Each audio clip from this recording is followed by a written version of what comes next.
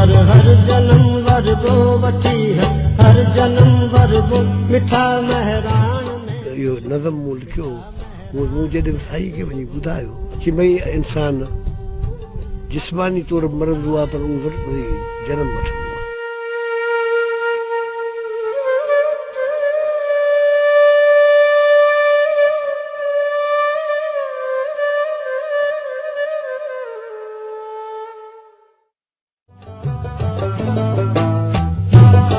लखे सालनि खां सिंध जे जियापे जो कारण बणियल सिंधू दरिया। हर हर जन्म वरगो वठी है, हर जन्म वरगो मिठा महरान में मिलबो, मिठा महरान में मिलबो। ऐं ही आहे सिंध जे अॻूणे ज़िले दादू ऐं हाणोके ज़िले जामशोरे में अज़ीम सिंधू दरिया जे साॼी कंधीअ ते आबाद सन शहर। हर हर जन्म वरगो वठी, हर हर जन्म वरगो मिठा महरान में मिलबो, मिठा महरान में मिलबो। जेतोणीकि ही सन अंग्रेज़ी ज़ुबान जो उहो अखर त नाहे जंहिंजी सिंधीअ में माना सिॼ निकिरे थी, पर इन लक जे नारे हणण ते घाणे में पीढ़ियो वेंदड़ मखदूम बिलावल जे ख़लीफ़े सैयद हैदर शाह सनाई जे शहर में साल 1904 जे 17 जनवरी ते अखि पटींदड़ नंढड़े ॿार ग़ुलाम मुर्तज़ा शाह बाबति उन वक़्तु कंहिंखे बि इहा ख़बर न हुई त हीउ ॿारड़ो अॻिते हली सन जी सरज़मीन तां हिकु अहिड़े सिज तौरु उभरी निर्वार थींदो जेको न फ़क़ति समूरी सिंध में शऊर जो सोजरो पखेड़ींदो, पर संदसि इल्म जी आग पूरे आलम में परे परे ताईं पसी सघिबी।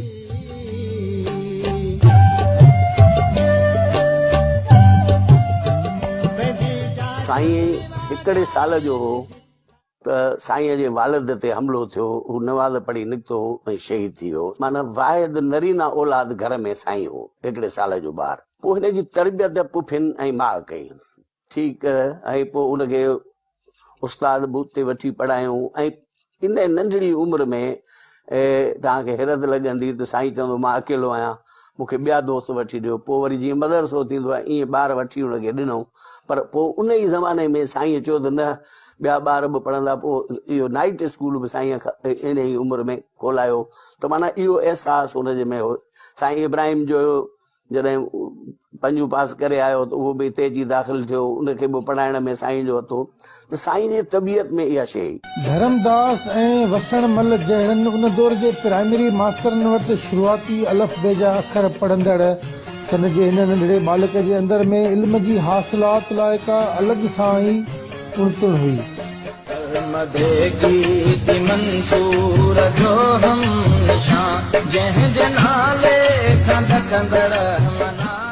इहो ई सबबु आहे जो हू ज़ाहिरी तरह वॾनि इल्मी दस्तगाहनि में दाख़िलाऊं न वठण जे बावजूद बि अॻिते हली पंहिंजी सिंधी ॿोलीअ सां गॾु अरबी फारसी ऐं अंग्रेज़ी ज़ुबाननि जो बि ॼाणू थी वियो।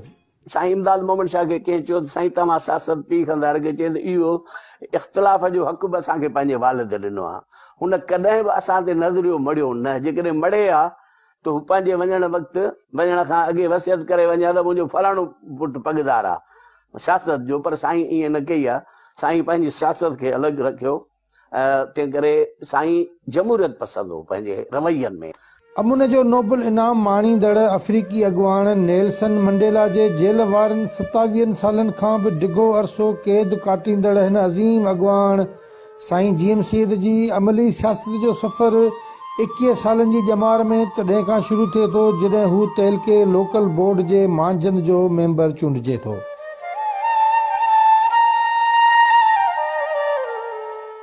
कोटड़ी ऐं कराची जे मुख़्तलिफ़ मकानी इदारनि जो मेंबर तोड़े सरबराह रहण दौरान रोड रस्ता मुसाफ़िर खाना ऐं ॿिया तरक़ियाती कम कराइण खां पोइ संदसि सियासी उरूज जो ज़मानो तॾहिं खां शुरू थिए थो जॾहिं साईं जीएम सैयद 1937 में पहिरियों भेरो सिंध असेंबली जो मेंबर चूंडियो वियो।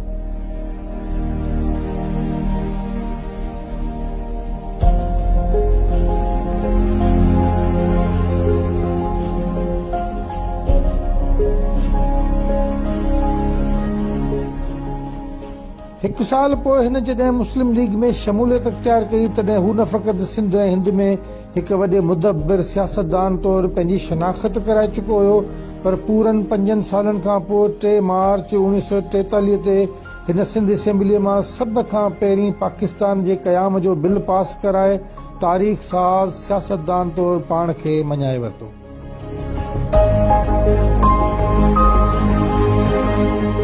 1940 में साईं GM सैयद जॾहिं सिंध जो वज़ीर तालीम थियो त हिन सिंध यूनिवर्सिटी जे क़याम लाइ कमेटी जोड़ण सां गॾु सिंधी अदब जे वाधारे लाइ सिंधी अदबी बोर्ड जो बुनियादु पिणु विधो।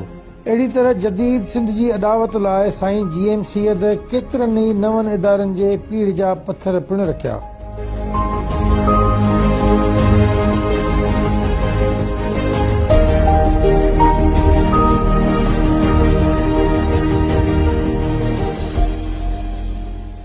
साईं GM सैयद 40 में 6 महीना एजुकेशन ऐं लेबर जो मिनिस्टर थियो। ही जेका बि जदीद सिंध जी जोड़ कई इहो साईं जो ख़्वाब हो। सिंध यूनिवर्सिटी उन लाइ साईं कमेटी ठाही जंहिंमें अलामा काज़ीअ खां वठी प्रोफेसर भुटाणी ॿिया मेंबर रखे ऐं सॼे यूरोप ऐं इंडिया जूं यूनिवर्सिटियूं ॾिसी ऐं अची हिते ॾिठूं त उहा यूनिवर्सिटी क़ाइमु करण में मीरा मोहम्मद शाह बि मेंबर हो। साईं क़ाइमु कई। सिंधी अदबी बोर्ड 48 में साईं क़ाइमु कयो, 40 में साईं क़ाइमु कयो।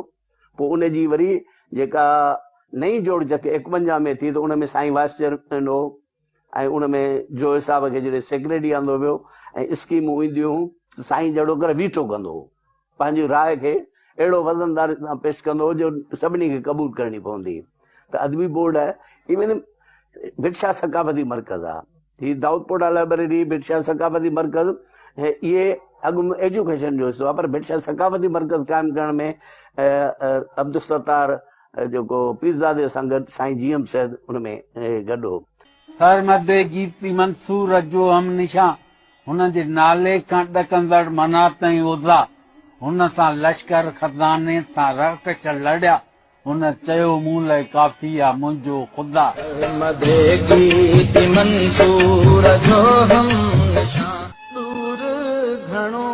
साईं GM सैयद पहिरियों भेरो 1955 में सिंध जी वैधानियत ते वार करण लाइ ठाहियल 1 यूनिट ख़िलाफ़ कयल जिदोजहद जी पादाश में क़ैद कयो वियो।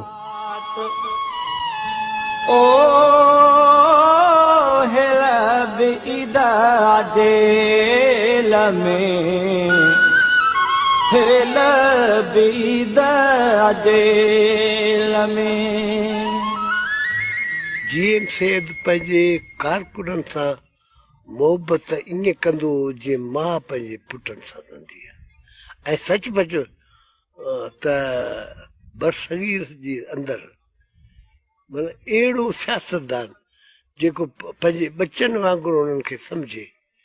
अहिड़ो भले गांधी आहे याकूब आहे इहे आहिनि, हर कंहिं वटि आहिनि, उहे सभई असांजा तहसीन लाइक़ु माण्हू आहिनि। पर GM सैयद जी जेका हुई माना जेल मां थी तूं आए अची पहुते चवंदो अबा इश्क सलामत खणी आयो हुई या ईमान सलामत खणी आयो हुई। पोइ दोस्त चवंदा साईं असीं ईमान सलामत खणी ईंदा आहियो। पोइ साईं वरी खिली चवंदो हुनखे त बाबा ईमान महिमान हूंदो आहे, इश्क जेको आहे सो सभिनी खां उतां हुआ। 4 मार्च 1972 ताईं कॾहिं रेल में त कॾहिं जेल में वांगुरु साईं GM सैयद ओलह पाकिस्तान जे असेंबली मां मेंबर बि चूंडियो वियो त उन अरसे दौरान मार्शल लॉ ख़िलाफ़ मज़ाहिमत करण ते जेल जूं सख़्तियूं बि सहंदो रहियो। जंहिंखां पोइ हिन पंहिंजे ई हथनि सां जोड़ियल मुल्क मां इंसाफ़ जूं सभु उमेदूं लाहे धरतीअ जे आजपे लाइ अणखुट जिदोजहद शुरू कई।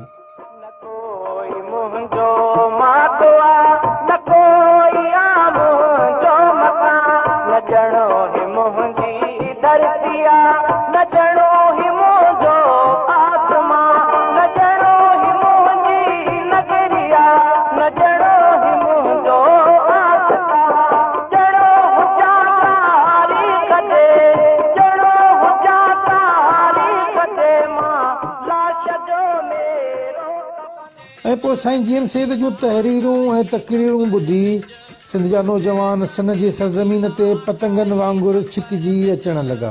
अच पखियड़ा अच मुंहिंजे सॾ ते अच, अच पखियड़ा अच मुंहिंजे सॾ ते अच, मुंहिंजे मारुनि जी लाकाई ख़बर ॾिज, मुंहिंजे सागिन जी लाकाई ख़बर ॾिज। साईं जीएम सैयद किताबनि जो आशिक़ हुयो। संदसि कमरे जे कुंड में रखियल कुझु नायाब नुस्खनि वारा किताब अॼु बि उन शानदार कुतुब खाने जी निशानीअ तौरु मौजूदु आहिनि जेको हाणे जाम शोरे में मुंतक़िल कयो वियो आहे। हीअ जेका साम्हूं नंढी ॿी बिल्डिंग नज़र पई अचे, इहा साईं जीएम सैयद जी लाइब्रेरी हुई पुराणे ज़माने में, जेका हींअर मुंतक़िल थी वई आहे जाम शोरो। ऐं हीउ पोर्शन जेको साम्हूं वारो ॾिसो था, इते वरी महिमान चाहे फैमिली जा हुजनि या पार्टी जूं औरतूं हुजनि, हवेलीअ जो हिसो साईं जीएम सैयद जी नज़रबंदीअ दौरान ठाणो रहियो ऐं साईं जीएम सैयद हिते नज़रबंद रहियो। अमलो गार्ड जेलर वग़ैरह सभु माना हिते रहंदा। जो गेट हूंदो उन दौर में उहो हिन जी बैक साइड ते हो। हींअर त पाण हवेलीअ जे तरफ़ खां आया आहियूं, पर जॾहिं सब जेल हो तॾहिं हिन इंटर जो गेट पोएं पासे हो। नज़रबंदीअ जो घणो हिसो साईं हिते सन में गुज़ारींदो। कराचीअ में या त को सियासी प्रोग्राम करणो हूंदो जंहिंजे लाइ पेरोल ते आज़ादी मिलेसि, या आज़ादी वठंदो मसलन सालगिरह जे लाइ बि, या त बीमार हूंदो त पोइ कराची मुंतक़िल थींदो, न त अक्सर नज़रबंदी वारो दौर साईं जीएम सैयद हिते गुज़ारियो। किताब लिखियईं पंहिंजी मसरूफ़तीअ दौरान, किताब लिखण ते साईं घणो तवजो ॾिनो, लिखण पढ़ण ते।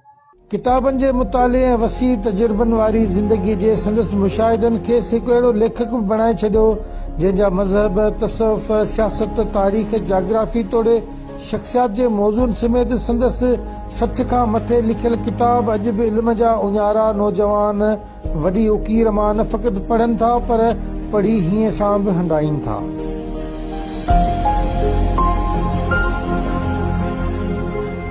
पैगाम लतीफ़, खुतबात सैयद, पंहिंजी कहाणी, पंहिंजी ज़ुबानी, दयारे दिल, दास्तान मोहब्बत, जीअं ॾिठो आहे मूं, जदीद सियासत जा 9 रतन, सिंधूअ जी साञाह, जनब गुज़ारिम, जिनसी, रिहाण, साहड़ जा सिंगार ऐं संदसि लिखियल ॿिया किताब सिंधी अदब तोड़े तारीख़ जो अहम हिसो बणिजी विया आहिनि। सन शहर में कच्ची मस्जिद जी जाइ ते ख़ूबसूरत मस्जिद जोड़ाईंदड़ जीएम सैयद सुफ़ियानी दिल रखंदड़ हिकु हसास इंसान हुयो जंहिंजी दिल में मज़हबी तंग नज़रीअ लाइ का बि जाइ न हुई।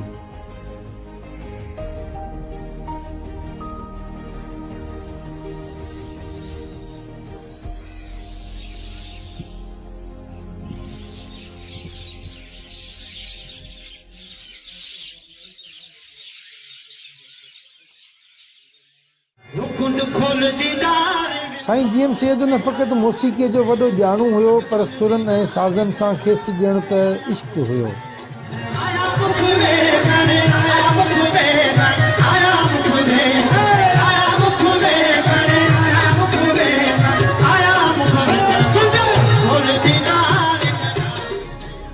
साईं जीएम सैयद जे सिंध परस्त फर्ज़ंद सैयद इमदाद महमद शाह जो पुटु सैयद जलाल महमूद शाह पंहिंजी अलॻि पार्टी ठाहे सिंध जी ख़ुदि मुख़्तियारी लाइ जिदोजहद करण जी दावा करण सां गॾु इहो एतिराफ़ बि करे थो त सिंध में खेनि मिलंदड़ मान ऐं मर्तबे जो वॾो सबबु इहो बि आहे त हू साईं जीएम सैयद जे ख़ानदान जो हिकु फ़र्द आहे। साईं जीएम सैयद जो कंट्रीब्यूशन छा आहे? कंट्रीब्यूशन हिकिड़ो ई आहे, उहो इहो आहे त हुन चयो त सिंधी क़ौम आहिनि। क़ौम कॾहिं बि असांजे माण्हुनि खे ख़बर कान हुई त का क़ौम थींदी छा आहे, भला कहिड़ी आहे। पोइ साईं ज़हन में विहारियो त जिन जा क़ौमी मफ़ाद थींदा आहिनि, जिन जूं कल्चर साॻियो थींदो आहे, जिन जी ॿोली साॻी थींदी आहे, ऐं अहिड़े तरीक़े सां साईं इहो ज़हन में विहारियो। आहिस्ते आहिस्ते सिंधी क़ौम ठहणु शुरू थी, जेका अञा ताईं ठहण जे प्रोसेस में अञा ताईं मुकमिल न थी आहे। पर साईं जीएम सैयद क़ौम ठहण जो प्रोसेस सेखारियो ऐं इहा ॻाल्हि साईं जे तालीमात जो कुल निचोड़ियो आहे। साईं जो अदब में, कल्चर में, इन में बि हिकिड़ो कंट्रीब्यूशन आहे। ऐं साईं जो मज़हबी जेके वीचार हुआ उन्हनि ते बि पंहिंजी हिकिड़ी राय हुई। त मज़हब कीअं हुअणु घुरिजे, सियासत ऐं मज़हब जो तालुक़ु कीअं हुअणु घुरिजे। साईं जीएम साहिब हिकिड़ो शफ़ीक़ ॾाढो हो, असांखे एतिरो त घणो प्यारु कयईं ऐं भाई जो भाईंदो बि हो, प्यार बि कंदो ऐं क़ाइदे में बि रखंदो हो। असीं ख़ासि करे सुबुह जो नंढा हूंदा हुआसीं त उन वक़्त में असां वटि बिजली कान हुई, 1979 ताईं त असां वटि बिजली कान हुई, त असां उते खटनि ते सुम्हंदा हुआसीं थले ते घर जे हिते। सुबुह जो जेॾीमहिल उथंदा हुआसीं त अखि खुलंदी हुई ॿारनि जी त साईं जीएम साहिब शेव पियो कंदो ओॾीमहिल, सवेर उथी नमाज़ पढ़ंदो, पहिरीं सुबुह जो सवेर उथी वज़ू करे नमाज़ पढ़ंदो, नमाज़ पढ़ी पोइ वरी अची शेव कंदो। उन शेव जे टाइम ते असीं वञी मिलंदा हुआसीं, साईं बाकुर पाए वञी मिलंदा हुआसीं। असांजो पीउ मार ॾींदो पर साईं जीएम साहिब कॾहिं मार कोन ॾींदो, सम्झाईंदो, दड़के सां सम्झाईंदो ऐं इहा ॻाल्हि कंदो। साईं त असांजो पीउ कोन हो न, पीउ खां वधीक ॾाढो हो न, ॾाढो वधीक प्यारु कंदो आहे पंहिंजे औलाद सां। समूरी हयाती साईं जीएम सैयद जी ख़िदमत कंदड़ ऐं संदसि महिमाननि जी सार संभाल लहण वारो सन जो प्राइमरी मास्टर ग़ुलाम कादिर मल्ला हाणे हाल हयात नाहे रहियो। उन करे सन जे हिन हवेली जी सार संभाल लहण तोड़े सैयद जे आयल महिमाननि जी ख़िदमत करण जो समूरो बार सैयद अली हैदर शाह पंहिंजे कुलनि ते खणी वरितो आहे। हू साईं जो जेको शफ़ीकाणो रवैयो हो, पंहिंजाप वारो रवैयो हो, उहो असांखे उन एतिरो मुतासिर कयो जो हींअर जेकॾहिं साईं जा महिमान अचनि था त उन्हनि जी ख़िदमत कंदे असांखे फ़ख़ुरु महसूस थो थिए। साईं जी कावड़ हूंदी 5 मिंट, कंहिंसां बि कावड़िजे, चाहे आम माण्हू सां कावड़िजे, चाहे ख़ासि माण्हूअ सां कावड़िजे, पर हुनजी कावड़ 5 मिंट हूंदी ऐं उहा इंतिहाई माना ख़राबु हूंदी, ॾंद कल्टे मुठियूं भीड़े ऐं उनखे जेको चवंदो गॾह ठही वियो, वधि में वधि ख़राबु लफ़्ज़ गॾह ठही तूं कोन सुधरंदे। जॾहिं बि साईं जी यादि तमामु घणो तंग कंदी आहे तॾहिं असीं बर्दाश्त कोन करे सघंदा आहियूं, ईअं सम्झो त हीअं पियो फाटंदो आहे अकेली जॻहियुनि में। पोइ निकिरी वेंदो आहियां तक़रीबन साईं जीएम साहिब जी मज़ार ते, उते जे वणनि जी देखभाल करणु, उते जी सफ़ाई सुथराईअ जे इंतज़ाम खे ॾिसणु ऐं ॿूटनि खे पाणी ॾियणु, उते जे मालिनि सां दिलि विंदराइणु, ईअं ख़्यालु मटिजी वेंदो आहे। तोड़े जो अली हैदर शाह खे साईं जीएम सैयद जी कुर्बत जा घणा साल त नसीब न थिया, पर हिन खे इहो एज़ाज़ हासिल आहे त साईं जीएम सैयद जे आख़िरी अयामनि में हू संदसि ख़िदमत चाकरी करण सां गॾु खेसि हर रोज़ अख़बारूं पढ़ी ॿुधाईंदो हुयो। पोइ साईं जे वरी ॿियो दफ़ो अचणु थियो। साईं हाणे आउं 9th थो पढ़ां ऐं मूंखे मुंहिंजी माली मदद कयो। साईं चयो आहे एजुकेशनल सोसाइटी त एॾे तइदाद में माली मदद नथी करे सघे, तूं ग़रीब आहीं, मुंहिंजो बच्चो आहीं, आउं तोखे पंहिंजे ख़र्च ते पढ़ाईंदुसि, पर शर्त इहो आहे त तोखे मूं वटि डेली अचणो पवंदो। बाबा छो कि न तोखे डेली अचणो पवंदो ऐं आउं तुंहिंजी टेस्ट त वठां त पढ़ी बि थो या रुगो रुलींदो, मुंहिंजा पैसा ध्यानु त कोन था थियनि। पोइ साईं ॾे मां ईंदुसि, डेली ईअं अख़बार पढ़णु शुरू कई। अख़बार मूंखां पुछंदो हो। मुंहिंजो बदकिस्मती सां तमामु घटि अरसो रहियो।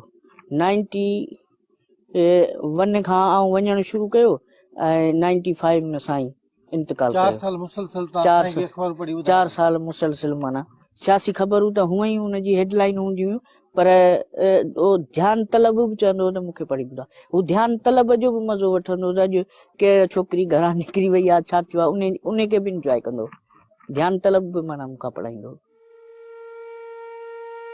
तोड़े जो साईं जीएम सैयद पीरी मुरीदी जे ख़िलाफ़ सूफ़ियाणी सोच रखंदड़ हिकु अहिड़ो इंसान हुयो जंहिं वटि अमीर ऐं ग़रीब जो को बि तफ़ावत न हुयो, पर सन जा कई सभा जहिड़ा माण्हू अॼु बि खेसि अक़ीदत मंझां पंहिंजो मुर्शिद करे मञीनि था ऐं उन जा अनेक मौजज़ा पिणु ॿुधाइनि था।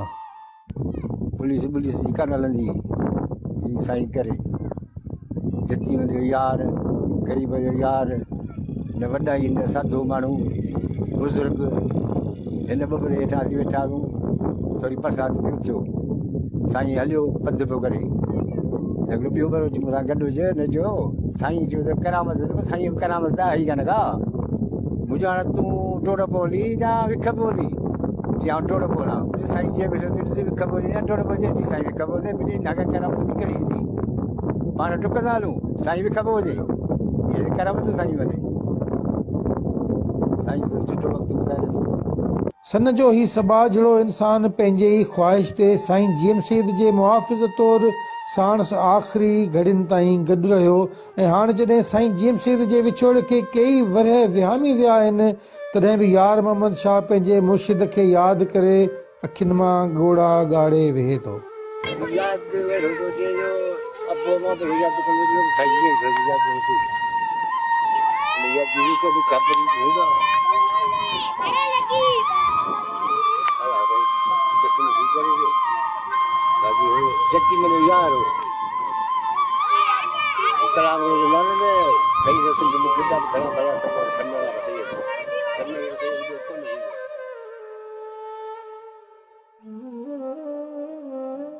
सैयद मुनी हैदर शाह पंहिंजे पढ़ ॾाॾे साईं जीएम सैद बाबति इहो ॿुधाईंदे फ़ख़्रु महसूसु करे थो त सैयद ऐं सिंध ॿई साॻी ॻाल्हि आहिनि। नंढपण मुंहिंजो साईं जे साम्हूं तमामु घणो गुज़रियो। साईं जीएम सैयद, साईं इमदाद मोहम्मद शाह, साईं अमीर हैदर शाह सभिनि सां गुज़रियो। साईं जीएम सां जेके यादूं आहिनि उहे हुस्ताऊं नंढो, जॾहिं साईं जी वफ़ात थी आहे तॾहिं मुंहिंजी उमिरि काफ़ी नंढी हुई, पर जेके बि यादियूं साईं सां आहिनि उन्हनि में को न को पैगाम आहे। जीअं मिसाल ॾियां, मूं हिकिड़ो साईं खे चयो त साईं सिंध जे दुश्मननि खे ॻोल्हे ॻोल्हे मारींदुसि। साईं जो कीअं मारींदे? मुंहिंजो बंदूकुनि गोलियुनि सां। साईं चयो न बाबा, इहो कमु खपे ई न असांखे। या जीअं मूं साईं खे का शइ चई हूंदी, कंहिं घर जे भाती चवंदो साईं खे असांजी सिफ़ारिश कर या हू कर, त उन ते बि साईं न बाबा। माना हर दफ़ा को न को पैगाम। माना आऊं साईं सां मूं घुमां पियो 7-8 साल जी उमिरि में, साईं सां मूं अचां थो, मूं हिकिड़ी हरकत कई, हिकिड़ी मुंहिंजे नज़र में मोहबत वारी हरकत आई। साईं सां मूं कमु साईं चयो त बाबा इहो तूं छा कयो? मूंखे नफ़रत आहे फलाणी आइडियोलॉजी सां, इन करे मूं फलाणी आइडियोलॉजी जे नारे खे या फलाणी आइडियोलॉजी जे थ्योरी खे मूं ख़िलाफ़ु ॻाल्हायो या गार ॾिनी आहे। साईं चयो न बाबा, इहो ख़िलाफ़ु न आहे। त साईं जीएम सां जी जेकी पैगाम आहे, जेकी बि थ्योरी आहे, in end of the day उहो हिकिड़ो दिलि जो हाल आहे, दिलि जी हिकिड़ी कैफ़ियत आहे। ऐं ॾिसो न केॾी हिकिड़ी सुठी ऐं हिकिड़ी पॉज़िटिव ॻाल्हि आहे त जॾहिं माण्हू जॾहिं वेंदा आहिनि उनजी पैदाइश या वफ़ात जे ॾींहुं, माण्हू उन्हनि ते रोशनी विझंदो आहे। पर साईं जीएम सां जी शख़्सियत अहिड़ी आहे जंहिं अंदरि साईं जी पैदाइश ऐं साईं जी वफ़ात वारे ॾींहुं असीं सिंध ते रोशनी विझूं था। सन जो शहर सिंधु दरिया जे कप ते आबाद आहे ऐं साईं जीएम सैद जो जीउ बि सिंधु दरिया सां जुड़ियल हुयो। साईं जीएम सैद सिंधु जे कप ते बबुर जे जंहिं वण हेठां अची वेहंदो हुयो, सो वण बि सिंधु जियां सुकी वियो आहे। हाणे साॻी जाइ ते बबुर जो हिकु ॿियो वण बीठल आहे, जंहिंजे हेठां पयल ख़ाली खट मुहाणनि जे ॿार वांगुरु उदास आहे।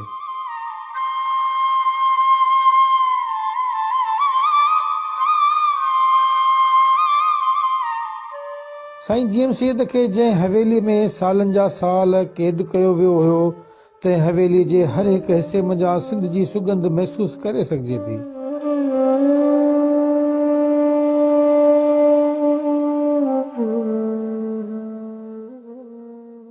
साईं जीएम सैद जूं नज़रबंदीअ दौरान मसरूफ़ियतूं इहे हुयूं त हू किताब लिखंदो हो, जॾहिं लिखणु जहिड़ो हो, जेॾी महिल लिखणु हुनजो साथ छॾियो त के किताब ट्रांसलेशन बि कराईंदो, यानी सिंधीअ मां उर्दू मां अंग्रेज़ी उहे पाण कराईंदो, पंहिंजी निगरानी में को बि लिखियलु पढ़ियलु माण्हूअ खां लिखाईंदो। ऐं किताब ॿुधणु, छपिजी अचण खां पोइ ॿुधणु, अख़बारूं ॿुधणु, रेडियो ॿुधणु, इहो साईं जी मसरूफ़ियत रहंदी। दरिया वारे जंहिं बंगले में सैयद जा ॾिंगा ॿार ॾींहंनि जी मुसाफ़तुनि जा थक लाहिण लाइ गहरियूं निंड्रूं कंदा हुआ, तंहिं बंगले जे हर हिकु दीवार ते तारीख़ जूं उहे गुमनाम कहाणियूं रक़म थियल आहिनि, जिन खे न ॼाण कॾहिं केरु पढ़ी सघंदो।